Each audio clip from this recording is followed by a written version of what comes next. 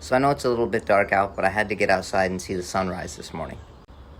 But today I actually wanted to take a moment to talk about the potential use of magnesium for reducing anxiety, better sleep, and better attention.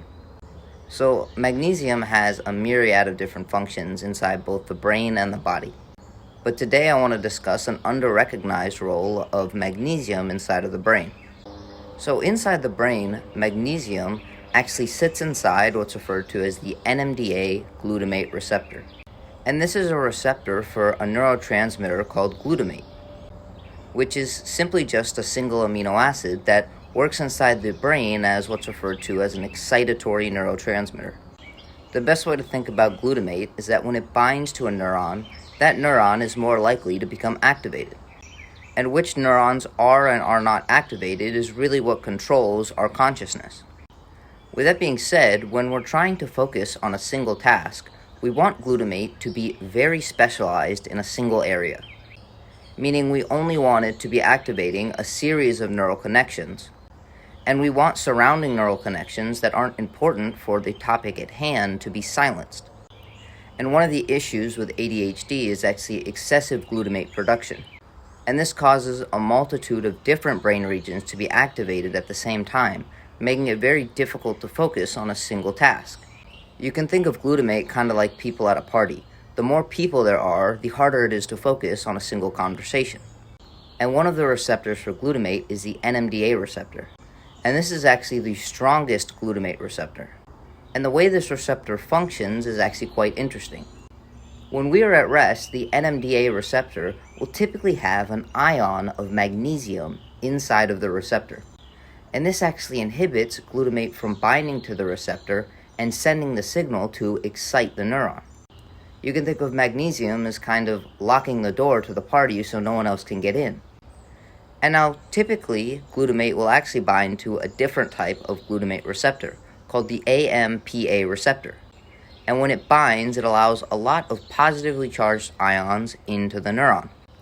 And as the voltage of the neuron begins to increase, the voltage gets high enough to actually knock this magnesium molecule out of its receptor, allowing for glutamate to bind to the NMDA receptor and actually send the signal. And the signal of the NMDA receptor is just like the other one, where it will allow a lot of positively charged ions into the neuron, making the neuron more active. But the NMDA receptor is much stronger than the AMPA receptor, meaning that this neuron will be much more excited and much more active. And because this receptor is so strong, we oftentimes have magnesium sitting inside the receptor, so this receptor isn't activated all the time. And this magnesium is really only removed when we really need these receptors to be extremely active. But what happens if you don't have enough magnesium? Any neuron with this NMDA receptor that doesn't have magnesium is far more sensitive to any sort of glutamate. So even if you have less glutamate, your receptors are much more sensitive, meaning your brain will be much more active. You can think of it kind of like taking every lock off of every door in your house so people can enter from all different directions. And once again, when our neurons are extremely sensitive to glutamate, it's much more likely that different areas of our brain will be active even in times when we don't want them to be, such as when we're trying to focus on a single task or when we're trying to go to bed. But when we have sufficient magnesium, we actually have a normal response to any sort of glutamate production, and we have normal glutamate sensitivity. But it's important to know that a lot of our food supply is actually becoming slightly deficient in magnesium. So oftentimes people have to resort to magnesium supplementation to get sufficient magnesium.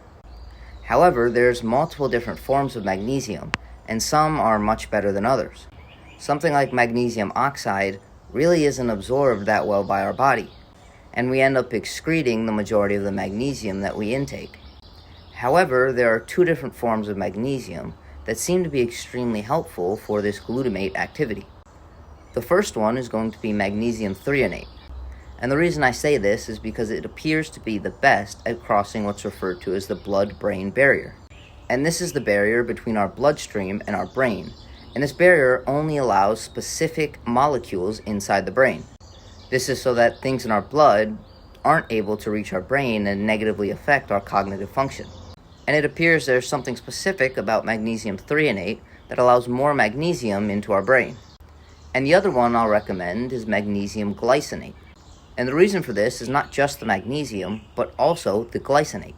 So magnesium glycinate is made out of magnesium and glycine. And glycine actually kind of does the exact opposite of glutamate. It has receptors inside of the brain, and when it binds to its receptors, it actually reduces the charge or the voltage of a neuron. And in a sense, it quiets and relaxes the neuron. Coming back to the party analogy, it's like taking people out of the party. And this can enhance both focus by reducing the amount of neural connections that are activated at a given period of time, but it also is very important for sleep.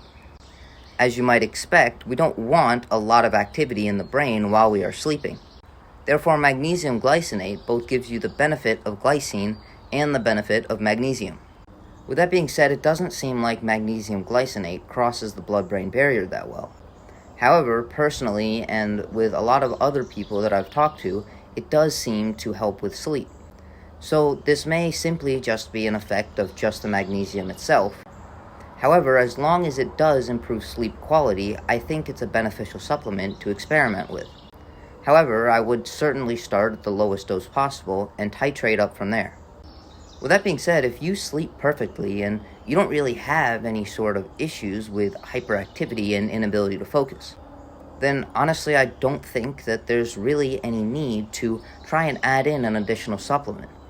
And certainly magnesium is not going to cure every issue you have, and it may not always be the right supplement for you. But if you do have some of the issues that I spoke about, or maybe you have a diagnosis of ADHD, then you would probably be a good candidate to see if magnesium glycinate or magnesium threonate could help.